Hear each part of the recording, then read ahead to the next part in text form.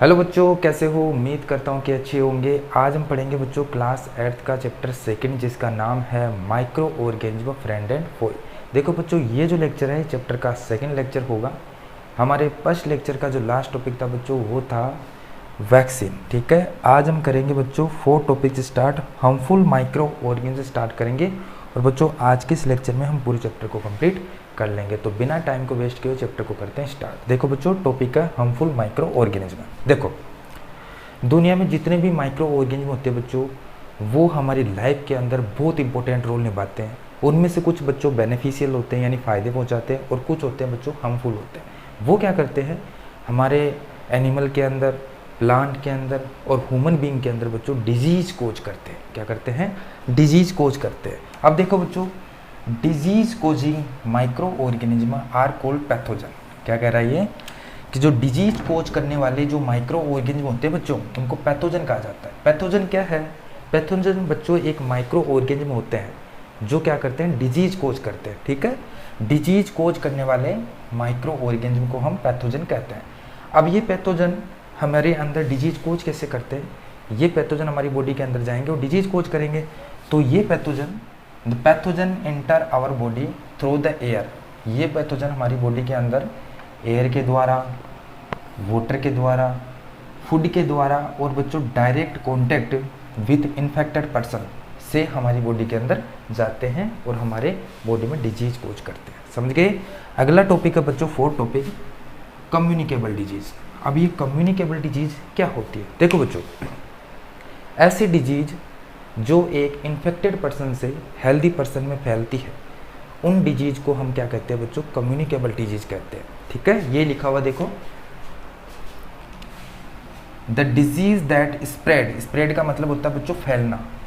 The disease that spread from an infected person to healthy person. ऐसी disease जो फैलती है इन्फेक्टेड पर्सन से हेल्दी पर्सन में, उस डिजीज को बच्चों कहते हैं कम्युनिकेबल डिजीज कहते हैं। अब कैसे फैलती है बच्चों? वो एयर के द्वारा फैलती है, वाटर के द्वारा फैलती है, फूड के द्वारा फैलती है और फिजिकल कांटेक्ट। जैसे मान लो किसी व्यक्ति को कोई डिजीज हो रखी है और उसके पास कोई दूसरा व्यक्ति जाएगा, फिजिकल कांटेक्ट से क्या होगा, हेल्दी पर्सन के अंदर भी वो डिजीज हो जाएगी। तो उन डिजीज को कहते हैं बच्चों कम्युनिकेबल डिजीज। फॉर एग्जाम्पल बच्चों ट्यूबरकुलोसिस। देखो बच्चों, ट्यूबरकुलोसिस का शॉर्ट फॉर्म क्या होता है? टीबी। टीबी बच्चों एक प्रकार का कम्युनिकेबल डिजीज है। कैसे? जैसे मान लो जिस व्यक्ति को टीबी हुआ है, ट्यूबरकुलोसिस हुआ है, तो अगर जिस व्यक्ति को ट्यूबरकुलोसिस हुआ है उस व्यक्ति के पास कोई हेल्दी व्यक्ति जाएगा तो ट्यूबरकुलोसिस बच्चों उस हेल्दी व्यक्ति को भी हो जाता है। तो ये क्या बच्चों, एक कम्युनिकेबल डिजीज है। जैसे बच्चों कॉमन कोल्ड भी बच्चों एक क्या है, कम्युनिकेबल डिजीज है। यानी जिस व्यक्ति को कॉमन कोल्ड हुआ है तो ये इन्फेक्टेड पर्सन हो गया, इस इन्फेक्टेड पर्सन के पास कोई हेल्दी पर्सन जाएगा जिसको कॉमन कोल्ड नहीं है, तो उसको भी क्या हो जाएगा बच्चों, कॉमन कोल्ड हो जाएगा। तो ये क्या है, एक कम्युनिकेबल डिजीज है। जैसे बच्चों चिकन पॉक्स को हमारी भाषा में छोटी चेचक के नाम से जानते हैं। क्या बोलते हैं क्या बोलते हैं बच्चों? छोटी चेचक। इसमें क्या होता है, ये डिजीज है बच्चों, ये ज़्यादातर छोटे बच्चों को होती है। ठीक है, इसमें क्या होता है कि पूरी स्किन में रेड स्पॉट हो जाते हैं और उन रेड स्पॉट के अंदर क्या होता है बच्चों, खुजली होती है। अगर इस बच्चे के पास कोई दूसरा बच्चा जाएगा तो क्या होगा, उस दूसरे बच्चे के पास, हेल्दी बच्चे के पास भी क्या हो जाएगी, ये डिजीज़ फैल जाएगी। तो ये क्या है बच्चों, सारी कम्युनिकेबल डिजीज है।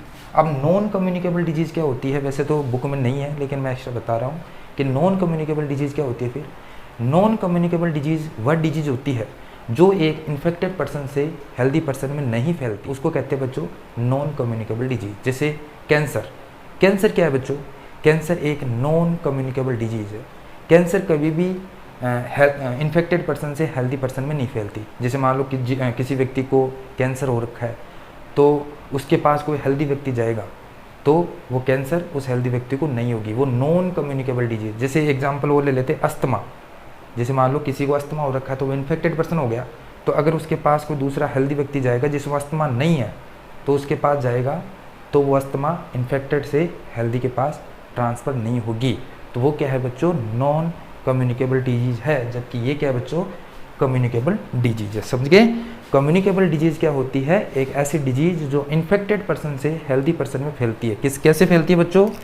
वो एयर के द्वारा फैलती है, वाटर के द्वारा फैलती है, फूड के द्वारा फैलती है और फिजिकल कॉन्टेक्ट से भी फैलती है। ठीक है, आगे क्या कह रहा है, द डिजीज कोजिंग माइक्रोब्स, इसका मतलब हुआ पैथोजन। डिजीज कोज करने वाले माइक्रोब्स को क्या कहते हैं बच्चों, pathogen. Pathogen are carried by some animal, ये जो पैथोजन है बच्चों ये कैरी करे जाते हैं कुछ एनिमल के द्वारा और इंसेक्ट के द्वारा। ठीक है, उनको कहते हैं कैरियर। इसका क्या मतलब हुआ, इसका मतलब ये हुआ, देखो बच्चों जो पैथोजन होते हैं ये हमारी बॉडी के अंदर कैरी किए जाते हैं। कैरी मतलब लाए जाते हैं हमारी बॉडी में, किसके द्वारा, एनिमल और इंसेक्ट के द्वारा हमारी बॉडी में लाए जाते हैं। जो एनिमल और इंसेक्ट्स हमारी बॉडी में ये पैथोजन लाते हैं उनको हम कैरियर कहते हैं। जैसे एग्जांपल बच्चों हाउस फ्लाई, हाउस फ्लाई क्या है बच्चों, एक कैरियर है। कैसे, ये हाउस फ्लाई है, आपको पता है कि ये गंदी चीज़ों पे बैठती है। जहाँ पे ये बैठती है तो वहाँ पे बच्चों क्या होते हैं, पैथोजन होते हैं। तो ये जहाँ पे बैठती है तो उसके पैरों पे क्या लग जाते हैं बच्चों, पैथोजन लग जाते हैं। और ये जो हाउस फ्लाई है अब इसके पैरों पे क्या लग चुके हैं, पैथोजन लग चुके हैं। तो ये क्या होगा, हमारी फूड पे बैठेगी, फूड पे बैठेगी तो इसके जो पैरों पे पैथोजन लगे हुए हैं ना बच्चों, वो हमारे फूड पे चिपक जाएंगे और हम फूड को खा लेंगे तो वो पैथोजन हमारे बॉडी के अंदर इंटर कर जाते हैं। तो ये क्या है बच्चों, कैरियर है हाउस फ्लाई। इसने क्या किया, कैरी किया किसको, पैथोजन को हमारी बॉडी के अंदर, तो ये कैरियर हो गया। जैसे कैरियर बच्चों एक और है मॉस्किटो, मॉस्किटो भी बच्चों एक कैरियर है। इसकी वजह से भी बच्चों आपको पता है बहुत सारी बीमारी होती है, जैसे मलेरिया, डेंगू, ये भी मॉस्किटो की वजह से होती है। कैसे, ये जो मॉस्किटो है बच्चों ये पैथोजन हमारी बॉडी के अंदर कैरी करते हैं। आपको पता है मॉस्किटो के काटने से हमें डेंगू हो सकता है और मलेरिया हो सकता है, क्योंकि ये क्या करते हैं बच्चों, मॉस्किटो ये पैथोजन को कैरी करते हैं हमारी बॉडी के अंदर। इसको डिटेल से पढ़ेंगे बच्चों मलेरिया और डेंगू में। ठीक है, तो कैरियर समझ के किसको कहते हैं, कैरियर बच्चों वह एनिमल होते हैं या वह इंसेक्ट होते हैं जो हमारी बॉडी के अंदर कैरी करते हैं किसको, यानी हमारी बॉडी के अंदर लाते हैं, किसको लाते हैं बच्चों, डिजीज कोज करने वाले माइक्रोब को हमारी बॉडी के अंदर लाते हैं, तो उनको क्या कहते हैं बच्चों, कैरियर कहते हैं। कैरियर में कौन आ गया, हाउस फ्लाई और मॉस्किटो। ठीक है, इसके बाद में हमारा टॉपिक आता है बच्चों कॉमन डिजीज। फिफ्थ टॉपिक आता है, कौन सा हमारा fifth topic, common disease bye mosquito. Mosquito से होने वाली कॉमन डिजीज कौन कौन सी है बच्चों, पहली कौन सी है, मलेरिया। कौन सी है, मलेरिया। आप सब जानते हो कि मलेरिया होता है ना बच्चों, वो मच्छर के काटने से होता है। कौन से मच्छर के काटने से होता है, मलेरिया बच्चों फीमेल एनोफ्लीज नाम के मच्छर के काटने से होता है। आपको बता दूं मेल मच्छर कभी भी ब्लड सक नहीं करता, मेल मच्छर कभी भी ब्लड को सक नहीं करता। कौन करता है, फीमेल मच्छर। फीमेल मच्छर होता है ना बच्चों, वही ब्लड को सक करता है और वही बच्चों आपको मलेरिया और डेंगू जैसी बीमारियां कोज करता है। कौन, फीमेल मच्छर। तो फीमेल मच्छर यानी फीमेल एनोफ्लीज नाम का एक मच्छरी होती है जो आपकी बॉडी में क्या करती है, पैथोजन डाल देती है। कौन सा पैथोजन बच्चों, प्लाज्मोडियम। प्लाज्मोडियम नाम का एक प्रोटोजोआ होता है बच्चों। क्या होता है, प्रोटोजोआ। मैंने बताया था कि दुनिया में जितने भी माइक्रो ऑर्गेनिज्म होते हैं ना बच्चों, उनको 5 कैटेगरी में बांटा गया है। बैक्टीरिया हो गया, फंजाई हो गया, एल्गी हो गया, प्रोटोजोआ हो गया और वायरस हो गया। तो बच्चों ये प्लाज्मोडियम नाम के प्रोटोजोआ की वजह से आपको क्या होता है, मलेरिया होता है। मलेरिया जो डिजीज होती है ना बच्चों, वो प्लाज्मोडियम प्रोटोजोआ की वजह से होता है, क्योंकि ये प्लाज्मोडियम जो प्रोटोजोआ है ये हमारी बॉडी में चला जाता है। और क्या होता है बच्चों, जब से ही प्लाज्मोडियम नाम का प्रोटोजोआ हमारी बॉडी में जाता है तो ये क्या करता है बच्चों, लीवर सेल पर अटैक करता है। किस पे अटैक करता है, लीवर सेल पर अटैक करता है और धीरे धीरे बच्चों रेड ब्लड सेल को भी डैमेज करने लग जाता है। तो हमें क्या हो जाता है, मलेरिया हो जाता है। और मलेरिया बच्चों ये प्लाज्मोडियम नाम का प्रोटोजोआ हमारी बॉडी में अपने आप तो जाता नहीं है, तो कौन इंटर करता है बच्चों, फीमेल एनोफ्लीज। फीमेल एनोफ्लीज नाम की मछली होती है बच्चों, इसके गट के अंदर ये प्लाज्मोडियम नाम का प्रोटोजोआ बैठा रहता है। जैसे ये फीमेल एनोफ्लीज नाम की मछली हमारे ब्लड को सक करती है तो उस ट्यूब के द्वारा, सक ट्यूब होती है ना, उसके द्वारा ये प्लाज्मोडियम हमारी बॉडी के अंदर चला जाता है और डिजीज कोज करता है, मलेरिया। अब आपको कहोगे सर मलेरिया के लक्षण क्या है, सिम्टम्स क्या है, हमें कैसे पता चलेगा कि किसी को मलेरिया हो गया। ये बुक में नहीं है लेकिन मैं एक्स्ट्रा बता देता हूँ। देखो बच्चों, जिस पर्सन को मलेरिया हो जाता है तो उसके कुछ सिम्टम्स हैं, जैसे बुखार हो जाना, ठीक है, शरीर कांपने लग जाना, ठीक है, और रात को ठंड के टाइम पे भी पसीना आना, भूख ना लगना, वोमिटिंग होना, शरीर का पीला पड़ जाना, ये क्या बच्चों इस मलेरिया के सिम्टम्स है, समझ गए। दूसरा पढ़ते हैं डेंगू। दूसरा है बच्चों डेंगू। डेंगू किसकी वजह से होता है बच्चों? पहली बात तो ये प्रोटोजोआ की वजह से नहीं होता। मलेरिया बच्चों प्रोटोजोआ की वजह से होता है, प्लाज्मोडियम नाम के प्रोटोजोआ की वजह से, जबकि डेंगू होता है बच्चों ये वायरस की वजह से होता है। डेंगू का वायरस हमारी बॉडी में चला जाता है और क्या कोज करता है बच्चों? डेंगू कोज करता है। डेंगू का वायरस हमारी बॉडी में चला जाता है और क्या कोज करता है बच्चों? डेंगू कोज करता है, पहली बात। दूसरी बात, ये जो डेंगू का वायरस है ये हमारी बॉडी में जाता कैसे? ये भी बच्चों मच्छर की वजह से जाता है, ठीक है, सेम टू सेम यही कहानी है, लेकिन इसमें जो मच्छर है वो दूसरा है। इसमें क्या था? मलेरिया में फीमेल एनोफिलीज थी, जबकि इसमें क्या है?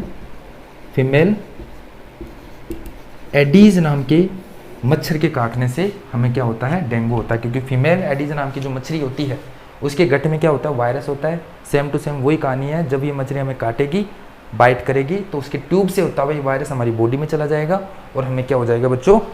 डेंगू हो जाएगा, समझ गए। इसके बाद में आता है बच्चों 6 टॉपिक, डिजीज कोजिंग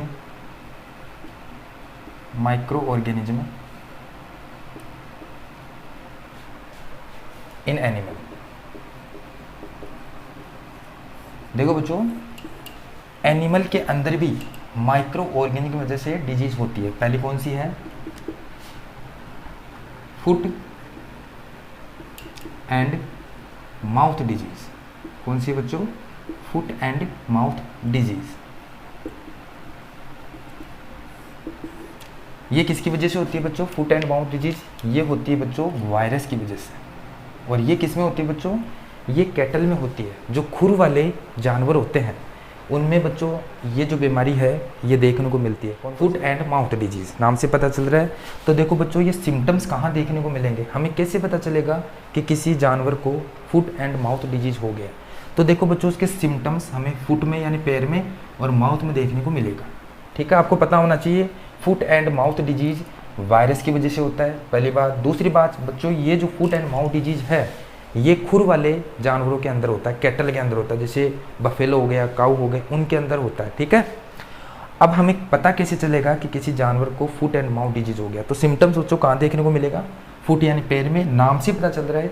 इस डिजीज का नाम ही बच्चों क्या है? Foot and mouth disease. तो ये इसके सिम्टम्स है बच्चों, हमें कहाँ देखने को मिलेगा? फुट में और माउथ में देखने को मिलेगा, ठीक है।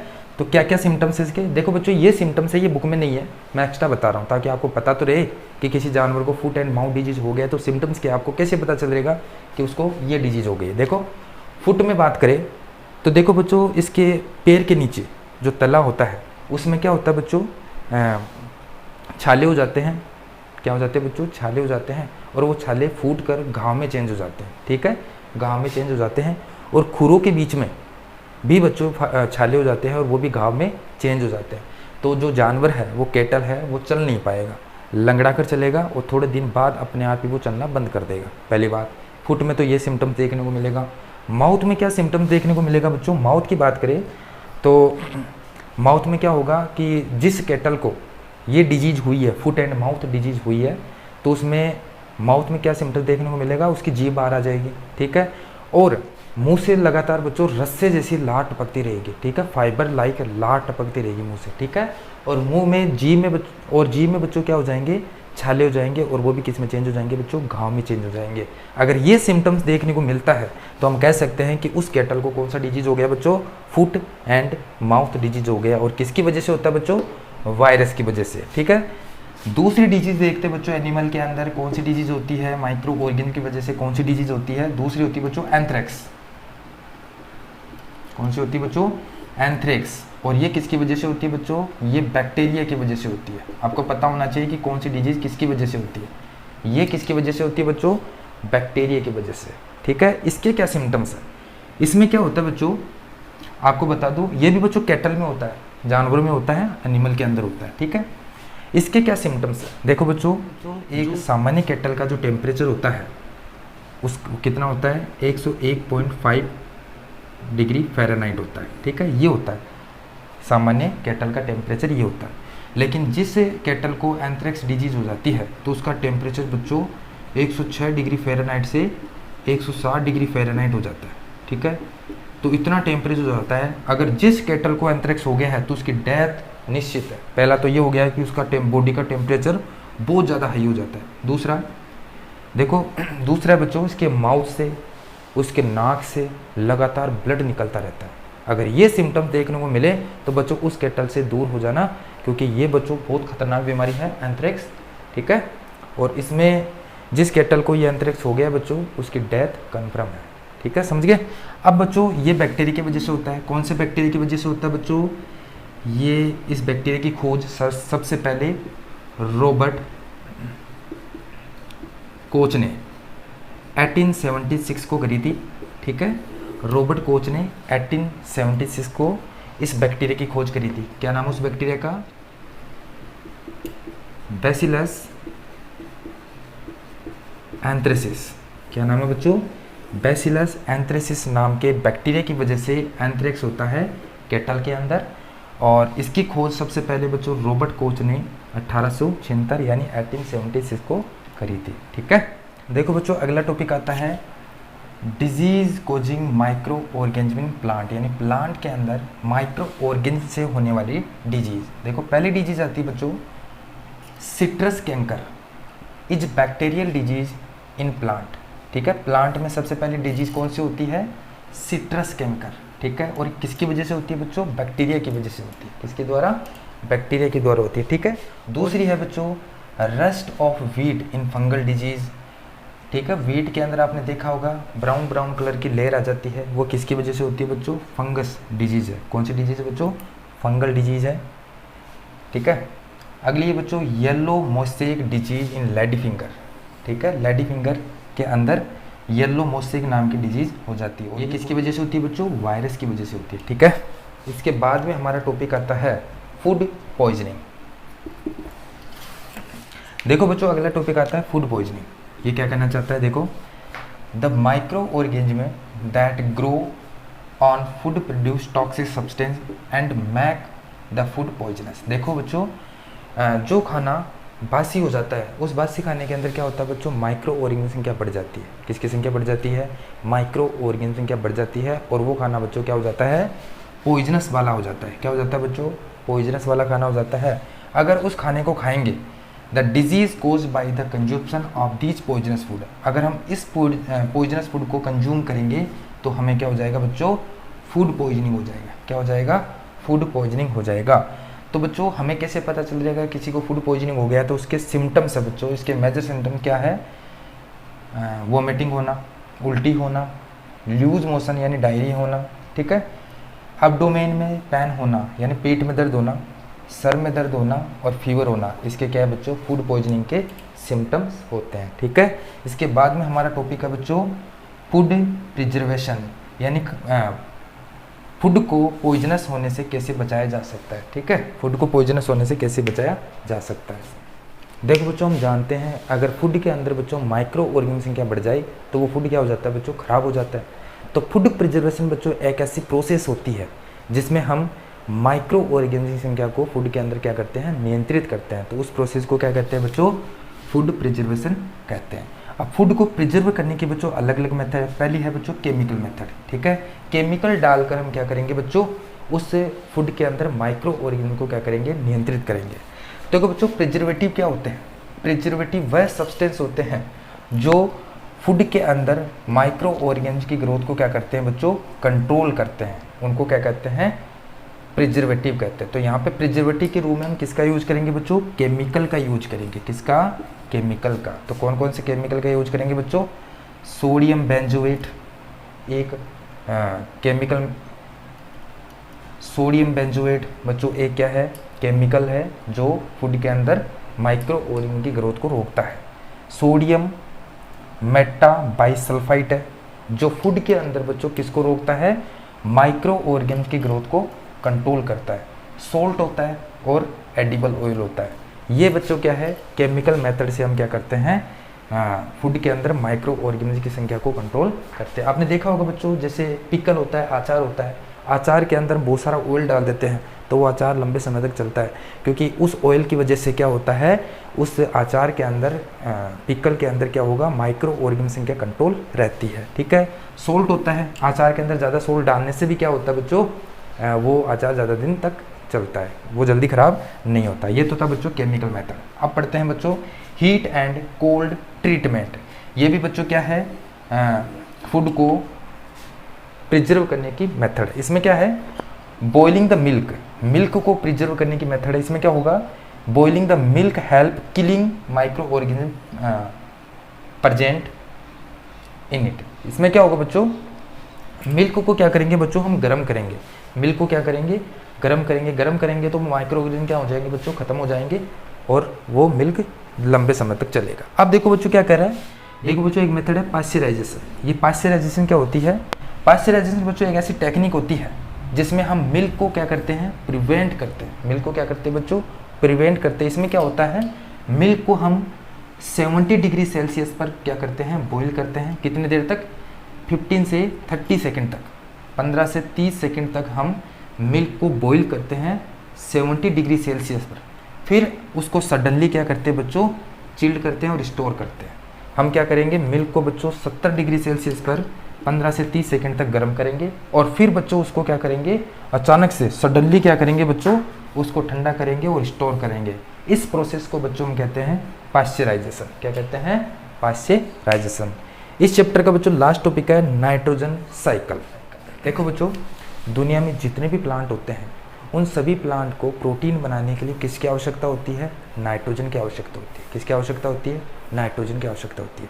आप कहोगे सर नाइट्रोजन है वो एटमॉस्फेयर में 78% है तो यहाँ से नाइट्रोजन ले लेगा, बिल्कुल भी नहीं। देखो बच्चों, ये डायरेक्टली प्लांट होते हैं ना, वो डायरेक्टली नाइट्रोजन एटमॉस्फेयर से नहीं ले सकता।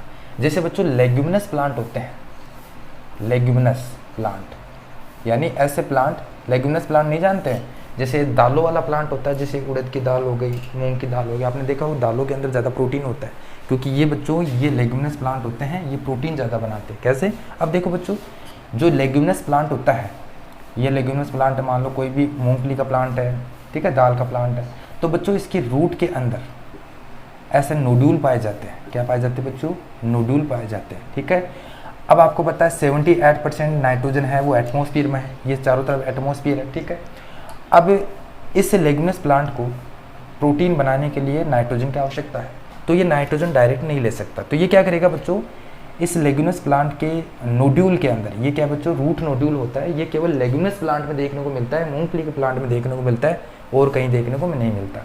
तो बच्चों इस नोड्यूल के अंदर होते हैं बैक्टीरिया। क्या होते हैं बच्चों, बैक्टीरिया। कौन सा बैक्टीरिया, राइजोबियम नाम का बैक्टीरिया होता है। कौन सा बैक्टीरिया, राइजोबियम नाम का बैक्टीरिया किसमें होता है बच्चों, रूट नोड्यूल में, वो भी किसके, लेग्यूमिनस प्लांट के रूट नोड्यूल के अंदर राइजोबियम बैक्टीरिया होता है।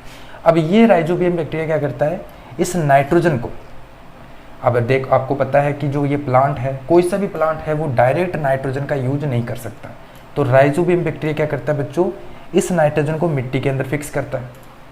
यही बच्चों ये सारी बात लिखी हुई है, पहले ये समझ लो फिर ये समझ में आ जाएगा।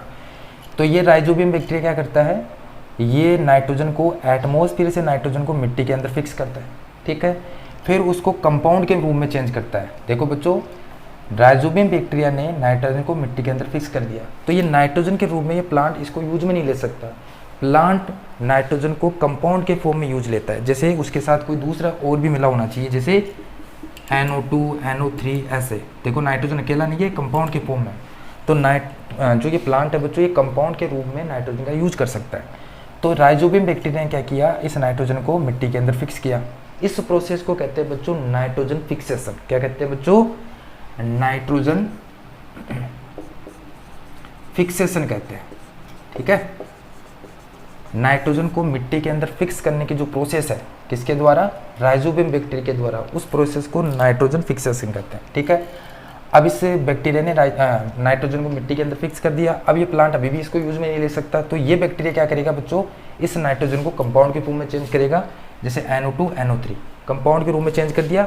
फिर ये प्लांट बच्चों इसको यूज में ले लेगा और प्रोटीन बना लेगा। ठीक है, अब समझो, इधर आओ, देखो बच्चों, ये है 78% नाइट्रोजन एटमॉस्फेयर में है। ठीक है, अब नाइट्रोजन फिक्सिंग बैक्टीरिया है जो नाइट्रोजन को फिक्स करता है मिट्टी के अंदर, nitrogen fixing bacteria blue green algae fix atmospheric nitrogen.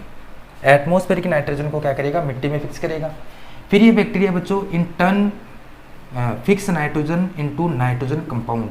फिर ये बैक्टीरिया क्या करेगा बच्चों, इस नाइट्रोजन को कंपाउंड के रूप में फिक्स करेगा। ठीक है, तो ये नाइट्रोजन कंपाउंड के रूप में, देखो compounds of nitrogen of the soil, मिट्टी के अंदर क्या हो गया बच्चों, नाइट्रोजन का कंपाउंड मिल चुका है। तो इस प्रोसेस को क्या कहते हैं बच्चों, यहाँ से यहाँ तक की प्रोसेस को क्या कहते हैं, नाइट्रोजन को मिट्टी के अंदर कंपाउंड के रूप में चेंज किया है। पहले नाइट्रोजन एटमॉस्फेयर में थी, अब मिट्टी में मिक्स हो गई है, तो इस प्रोसेस को कहते हैं बच्चों नाइट्रोजन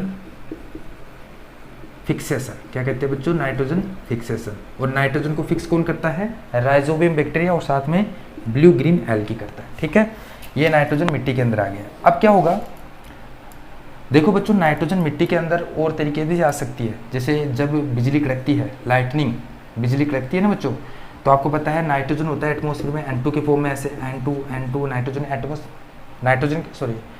है बच्चों एटमॉस्फेयर में N2 के फॉर्म में रहता है। जब बिजली कड़कती है ना बच्चों, तो ये नाइट्रोजन टूट जाता है दो भाग में, N में बढ़ जाता है। ठीक है, और आपको पता है ऑक्सीजन भी होती है एटमॉस्फेयर में, ऑक्सीजन भी होती है, तो ये नाइट्रोजन बच्चों ऑक्सीजन के साथ रिएक्शन करके क्या बना देगा, NO2 बना देगा, तो नाइट्रोजन कंपाउंड बन गया ना। तो इस प्रकार जब बिजली कड़कती है ना बच्चों, तब भी नाइट्रोजन कंपाउंड के फॉर्म में मिट्टी के अंदर मिक्स हो जाता है। ठीक है, तो दो तरीके से फिक्स हो सकता है, या तो बैक्टीरिया के द्वारा या लाइटनिंग के द्वारा। मिट्टी के अंदर फिक्स हो गया कंपाउंड के रूप में। अब देखो इस कंपाउंड का यूज करेगा बच्चों, इस कंपाउंड का यूज करेगा बच्चों कौन, प्लांट। प्लांट क्या करेगा, इस कंपाउंड ऑफ नाइट्रोजन को अपटेक कर लेगा। ठीक है, और प्रोटीन बना लेगा। अब प्लांट ने क्या बना ली बच्चों, प्रोटीन। अब इस प्लांट को कौन खाएगा बच्चों, एनिमल खाएगा। कौन खाएगा, एनिमल खाएगा। एनिमल के अंदर आ गया वो नाइट्रोजन, वो नाइट्रोजन किसके पास आ गया बच्चों, एनिमल के अंदर आ गया।